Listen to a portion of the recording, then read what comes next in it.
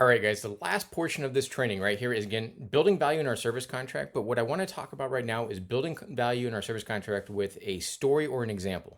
And here's what I mean. Like all of us go through different points in our life where something may happen, right? Maybe we are driving a vehicle, a side by side, a motorcycle, and an engine fails, a transmission fails, it breaks down, we're on the side of the road, we're broken down somewhere, we're going through some experience ourselves, right?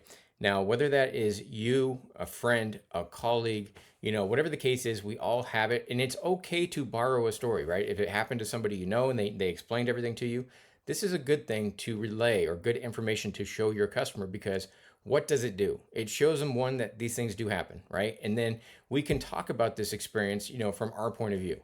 Hey, I went through this experience, and now in that fork in the road, I had a service contract or I didn't have a service contract, and we can build value based on that, right? So if you had a breakdown and you'd bought a service contract, you can talk about the benefits. You can talk about how you went into the shop, everything was taken care of. You can talk about the experience. If you didn't, you can talk about how, you had to go in and the expenses that you were liable for.